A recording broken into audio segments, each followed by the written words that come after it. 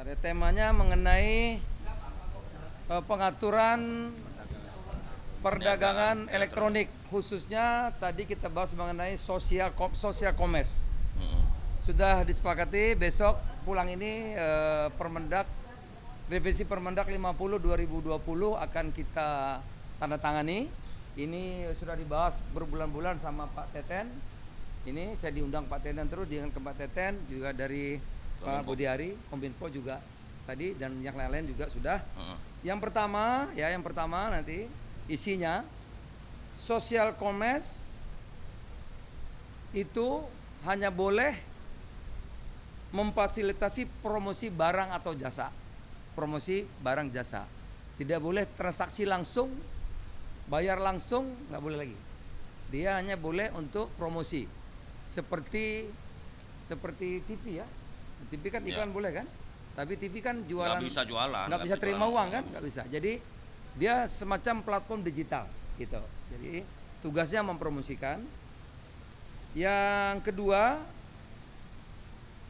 tidak ada sosial media dan ini nggak ada kaitannya. Jadi dia harus dipisah. Nah, sehingga tidak algoritmanya itu ya tidak semua dikuasai. Dan ini mencegah penggunaan data pribadi untuk kepentingan bisnis gitu. Itu yang satu dan dua. Nah, kemudian kita juga nanti diatur yang boleh langsung produk-produk yang dari luar nih. Kita sebut dulu negative list, sekarang kita sebut positive list. Yang boleh-boleh. Ya, kalau dulu negative list itu semua boleh kecuali. Kalau sekarang yang boleh, yang lainnya tidak boleh gitu, diatur. Ya. Misalnya batik ini kan di sini banyak kok. Ya masa mesti impor batik gitu. Ya, kan? Kira-kira seperti itu. Berikutnya yang tadi yang barang dari luar itu harus sama perlakuannya dengan yang offline yang dalam negeri. Ya kalau makanan ada sertifikat halal, kalau beauty itu harus ada POM-nya gitu, ya kan? Kalau nggak ada yang jamin siapa? Harus ada izin POM-nya. Kemudian kalau dia elektronik ada standarnya bahwa ini betul barangnya gitu. Jadi perlakuan sama dengan yang ada di dalam negeri atau offline ya. Kemudian yang ketiga nggak boleh bertindak sebagai produsen. Yang terakhir transaksi kalau impor kita satu transaksi $100 minimal. Kira-kira itu teman-teman. Sudah diputuskan hari ini, mungkin sore sudah saya tandatangani revisi Permendak 50 2020 menjadi Permendak berapa nanti tahun 2023 ya. Kalau ada yang melanggar seminggu ini tentu ada surat saya ke ke Kominfo untuk memperingatkan. Habis peringatan apa lagi tuh? Tutup. Oh, tutup. Saya kira demikian. Ada yang tanya? Ada yang tanya? Kita nggak pakai merek. Siapa saja? Belum diatur. Nah, sekarang diatur. Nah, itu Pak, betul tuh Pak. Ya, jadi kan ada 3 hal ya tadi kita bahas. Yang pertama bagaimana mengatur platform. Ya. Yang kedua bagaimana mengatur arus masuk barang. Karena bukan soal produk lokal kalah bersaing di online atau di offline.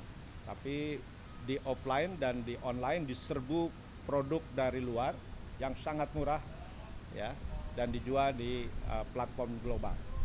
Dan ketiga, kita lagi mengatur perdagangan yang fair antara offline dan online. Karena di offline diatur demikian ketat, di online masih bebas. Nah, kuncinya di revisi Permendak tadi yang disampaikan oleh Pak Mendak. Jadi ada pengaturan mengenai platform, tadi sudah clear arahan Presiden, social commerce harus dipisah dengan e-commerce. Ya. Dan ini kan sudah antri banyak social commerce juga yang mau menjadi punya aplikasi transaksi. Ya. Juga tadi arus barang udah diatur yang 100 nggak boleh lagi, yang di bawah $100. Kalau masih ada belum produk lokal ya diatur nanti di positive list. Jadi boleh masih impor tapi masuk di positive list gitu ya. Saya kira itu intinya. Kasih, ada yang tanya? Ya. Dan 3 mungkin tadi diisinya di Permendag itu kan platform nggak boleh jual produknya sendiri. Itu. Saya kira Kalau itu. dari sisi Kominfo dikit ya.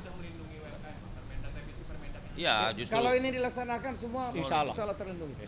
Pokoknya gini. Pokoknya kalau dari Menkominfo adalah begini, kita harus mengatur yang fair, mana yang Bukan sosial. pasar bebas tapi fair. Bukan lagi free trade, perdagangan bebas, tapi fair trade. Perdagangan yang adil. Jadi bagaimana sosial media ini tidak serta-merta menjadi e-commerce. Karena apa? Karena ini algoritma nih. Gitu. Prinsipnya gini, negara harus hadir melindungi pelaku UMKM dalam negeri kita. Yang fair. Yang fair. Bukan Jangan barang di sana dibanting harga murah, kita kelenger gitu loh. Nah, kedua adalah bahwa kita tidak mau kedaulatan data kita, dipakai data-data kita ntar dipakai semena-mena. Kalau algoritmanya udah sosial media, nanti e-commerce, nanti fintech, nanti Pinjam uang. pinjaman online dan lain-lain. Ini kan semua platform ini kan akan ekspansi kan, berbagai jenis. Nah, itu harus kita atur. Kita harus tata supaya jangan ada monopolistik organik gitu, alamiah. Karena nggak kita tata, dia semuanya dikontrol sama dia. Baik, Seperti itu. makasih Ya, terima kasih. apa?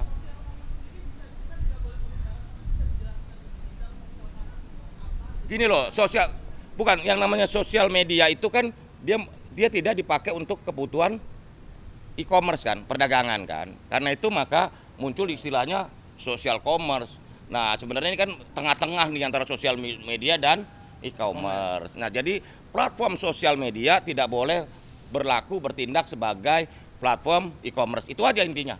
Ya. Ya, begitu ya. Cukup.